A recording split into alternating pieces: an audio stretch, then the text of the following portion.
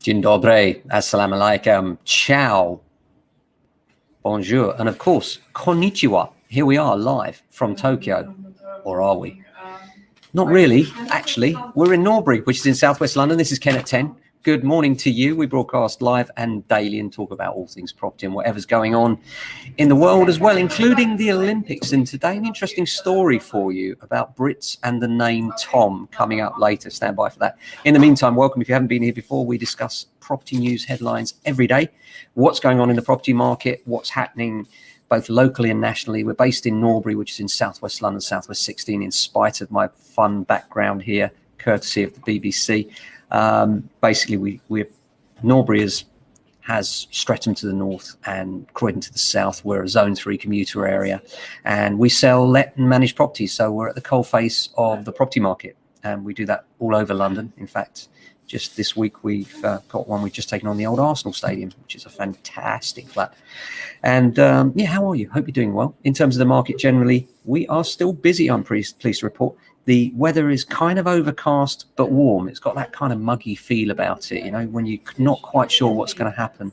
What does the weather forecast say? It says 15 degrees and rain to stop. Well, it hasn't started yet, so very strange. Anyway, there we are. Let's look at some of the property headlines of today. First one from Bloomberg, The Times, and The Independent. And that says that property prices and agent optimism is increasing. It says that Savills has revised its forecast, saying that it expects growth of 4%. It did expect values to grow at 4% and now expects an increase 9% over 2021.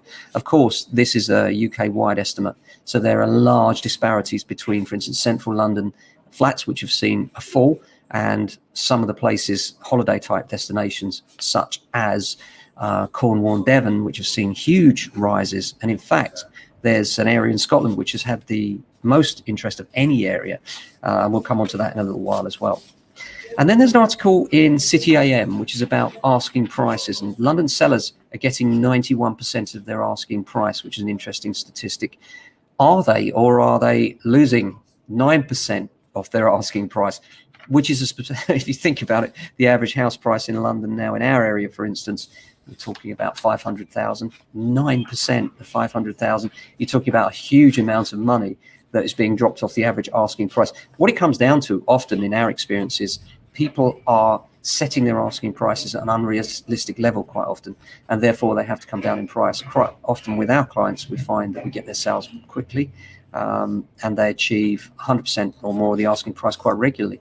So it does depend on whether that asking price is significantly higher or significantly optimistic, and therefore has to tweak down a bit. But it does make me laugh when they say London sellers are getting 91% of the asking price, like it's good news. You mean they're losing 9%? And then let's look at what the averages are across the capital. Barking and Dagenham are securing 112% of the asking price. Barnet and Bexley are achieving 101%. And the lowest level of asking prices is in the City of London, Westminster, at 84% of their asking price. That just goes to show the disparity between even London, let alone the rest of the UK, in terms of house prices. Another article showing that the IMF forecasts 6% global growth, which is very good news across the UK. A couple of homelessness items that I noticed, which are very good news too. The Ministry of Housing, Communities and Local Governments announced a 3.7 million pilot scheme to provide safe housing for rough sleepers that have experienced violence. It has to be good news, doesn't it? The initiative will offer temporary safe housing with help offered access to more permanent safe accommodation. That's very good news. And then also the Commission is urging the government to maintain their homelessness funding, as an interim report from the Kerslake Commission on homelessness and rough sleeping has warned the government the only way they can keep its promise to end rough sleeping is by maintaining the same level of spending. Let's hope they do. I think that's really important. Big proponents of that. Mortgage rates. This is not mortgage advice. You need to seek advice from a mortgage advisor, of course, but an interesting article in the Telegraph says that experts are predicting that 2-year mortgage rates could fall again. I didn't know they could fall any lower. I mean, you know, we've already got 5-year rates at 0.99% and lower.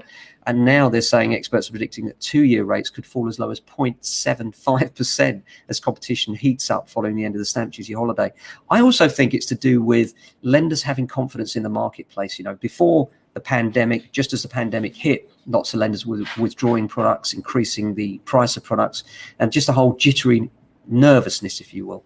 And that's all gone to the background now. And what we're finding now is lenders are coming out bullish. They're confident that their assets are protected by a strong market, and therefore, and also they're protected by the fact that it doesn't look like interest rates are going up soon. As I've said many times, I don't even think the UK government are thinking about putting up interest rates at the moment, and they know that. So they can look at long-term rates that are going to be very stable, and therefore offering some incredible deals out there, which should encourage a lot of people to get involved. First-time buyers, I still don't feel like they're getting their fair share of that. Most of the time, lenders are looking for the 40% plus deposits for the good rates, and especially with the government stepping in to help people now underwriting those mortgages, I do think that the lenders should be looking at lower rates towards the first-time buyer end of the market. I've said for a long time, this market's been strange because of the pandemic, but I think we're going to start seeing it go back to the traditional way of people selling their homes, particularly flats, to first-time buyers as the market recovers. And then those flat owners are moving on to houses. And in that sense, the first-time buyer becomes critical to the whole house moving process. And a strong market requires first-time buyers. And I hope the government see that, recognise it. And there should be some sort of pushback, I think.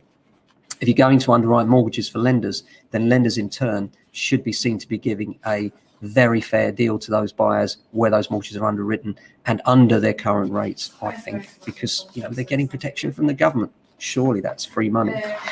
One here from the council planning a Dame Vera Lynn Memorial Park. This is a lovely story. Dover District Council set out plans for a Dame Vera Lynn Memorial Park, including a 3,500 capacity amphitheatre with views over the English Channel.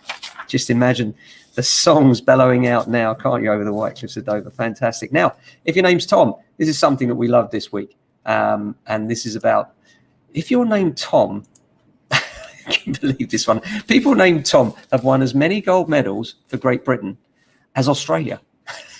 So if your name's Tom and you're about to compete for Great Britain in the Olympics, no pressure then. But we just found that very amusing. So hope you're well today. We're looking forward to a busy day again. We've got quite a few bits going on, lots of property inspections going on as the market quietens down a bit. We tend to do a lot of inspecting of our managed stock to make sure everything is as it appears to be over the holidays. And so there's a lot of that going on, a lot of people discussing and deciding what their best strategy is for moving. And we always love to talk about that. Should I get a buyer now and then be ready for what we call the mums market, when the children go back to school, second week in September, bang, gets busy again. You want to be ready for that if you're a buyer. And also if you're a seller looking to take advantage of a really busy time, that's a fantastic window of opportunity to sell. So looking forward to all those things. Hope you have a great day. We'll be back tomorrow with another Ken at 10. Until then, have a fantastic day. Look after your family and friends. Stay safe and well.